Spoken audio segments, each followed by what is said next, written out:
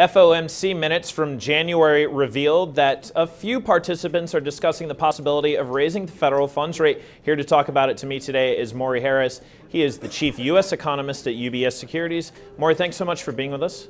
Well, thank you for having me as your guest. So, what did you think of that? What did I think of that? There's a few people on the FOMC who would like to raise the funds rate by the start of next year, and it's just a few.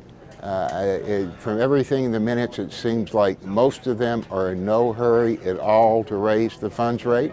I think it probably happens in the second half of next year. Okay, and do you think the market reacted to that, though?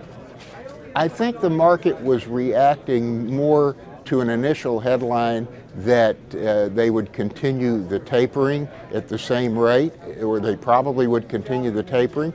And what happened there was, I think, there may have been some market participants who were hoping that they would slow down the tapering or maybe even skip another tranche on tapering at the March meeting, and that you couldn't really get that out of the minutes. Instead, they seemed pretty committed to keep up the same pace of tapering. Sure. Now, Maura, we also saw that a number of participants continued to debate the reliability of the unemployment rate as it pertains to market conditions. What do you make of that? Do you think anything will change there?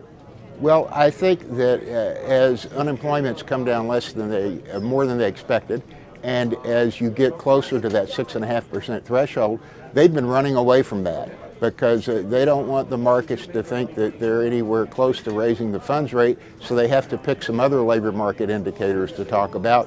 They'll talk about the labor force participation rate, they'll talk about the quit rate, they'll be looking at the number of people who are working part-time for economic reasons, and in general they sort of want to broaden the criteria for raising the funds rate to much more than just the single unemployment rate. All right, Maury, thanks so much for giving us your take. That's Maury Harris of UBS Securities. For TheStreet, I'm Deaux.